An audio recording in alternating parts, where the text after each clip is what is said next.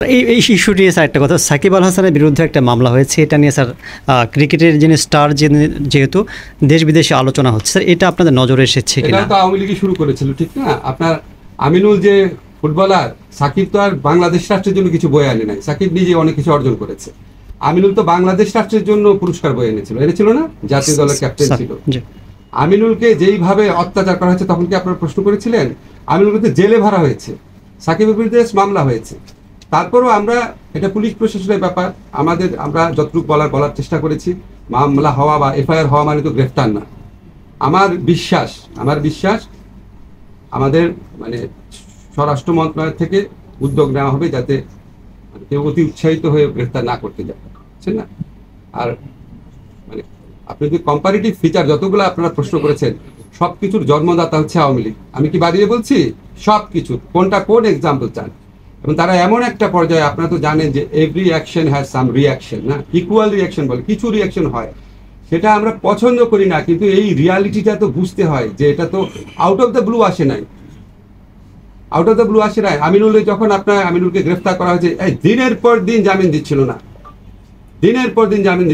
আমি নিজে শুধু প্রথম আলোতে কলাম লিখেছি, আমি আপনাদের কাউকে লিখতে দেখি নাই। আপনাদের পত্রিকায় একটা জাতীয় দলের বাংলাদেশ চ্যাম্পিয়ন হয়েছিল সাব গেমসে, তার চ্যাম্পিয়নশিপে গ্রেফতার করেছে, মামলা গ্রেফতার, দিনের পর দিন জামিন রিজেক্ট করেছে।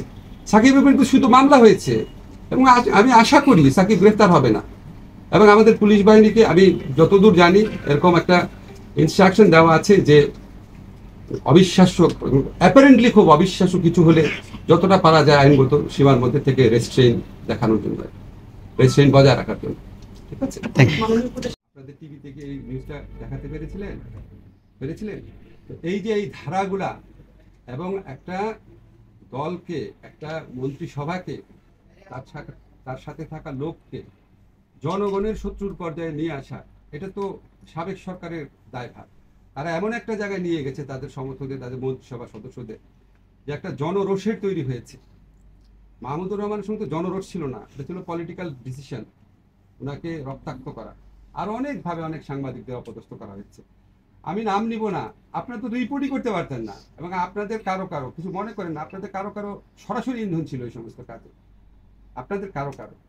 এখন আপনি প্রশ্ন তুলেছেন, আমার ব্যক্তিগত অভিমত হচ্ছে আদালতে কখনোই যাওয়ার সময় কখনোই কাউকে আক্রমণ করা উচিত না, কোনোভাবেই সমর্থনীয় না।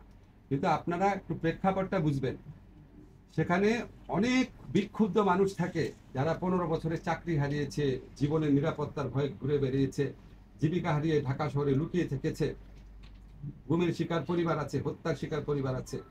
এখন মানুষের এত ক্ষোভ, এত ক্রোধ, এই ক্রোধের কিছু বহিঃপ্রকাশ ঘটে। সেই বহিঃপ্রকাশকে সমর্থন করছি না, প্রশ্নই আসে না। কিন্তু আপনাদের এটাও ভাবতে হবে, আমি যখন পুলিশ প্রশাসনের কথা বলেছি যে আপনারা যথেষ্ট বাধা দিচ্ছেন না কেন, যথেষ্ট বাধা দিলে তারা যদি, আপনার যারা বিক্ষুব্ধ জনতা আছে তাদেরকে যদি তারা যথেষ্ট পরিমাণ বাধা দেয়, বা যদি ধরেন কোনো রকম যদি শক্তি প্রয়োগ করে, তখন তো আবার আপনার এটা অন্যদিকে মন নেবে। কারণ পুলিশ খুব ডিমোরালাইজড অবস্থায় আছে, এটা সাবেক সরকারের অবদান। তারা পুলিশকে এমন একটা গণশত্রু বাহিনীতে পরিণত করেছিল যে পুলিশ সাহস করে তাদেরকে বাধা দিতে পারে না, বলে স্যার আমরা বাধা দিতে, বলে তোরা তো, ওনার নাম ধরে বলে তার পুলিশ, এটা বলে তাদেরকেই মারতে আসে। আমি যেরকম শুনেছি আপনাদের বললাম।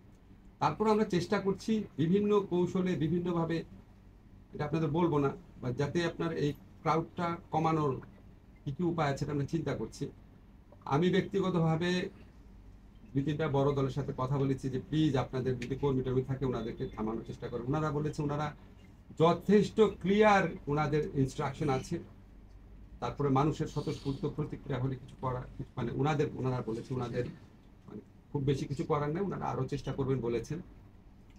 আর মামলার কথা যদি আপনারা বলেন, যে এখানে আপনার ব্যক্তিগতভাবে কেউ যদি মামলা করে, ধরেন আপনার সন্তান মারা গেছে, ধরেন পুলিশের গুলিতে, আপনার সন্তান যদি পুলিশের গুলিতে মারা যায় আন্দোলন করতে গিয়ে, অনেকের সন্তান তো মারা গেছে, 1000 জন মানুষ মারা গেছে, তার মধ্যে অর্ধেকই তো আপনার, অর্ধেকেরই তো আপনার পিতা আছে, ওই বয়সী যারা মারা গেছে, শিশু মারা গেছে। এখন আপনারা যদি ওই সময় ফুটেজ দেখেন, আপনার পিতার সন্তান যদি মারা যায়, আপনি কি শুধু কে মেরেছে ওই এলাকার পুলিশকে দিবেন মামলা?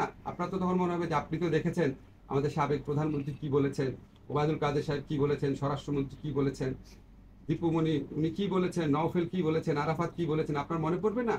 এখন আপনি যদি ওনাদের বিরুদ্ধে মামলা দেন, রাষ্ট্রের কোনো অধিকার নাই আপনাকে মামলা করার, আপনি মামলা করতে পারবেন না বলার। আমার একটাই করণীয় আছে, আমাদের পুলিশের কাছে মামলা হলে পুলিশ তদন্ত করবে, তদন্ত করে সুস্পষ্ট তথ্য না পেলে পুলিশ ডিসচার্জ করে দিবে।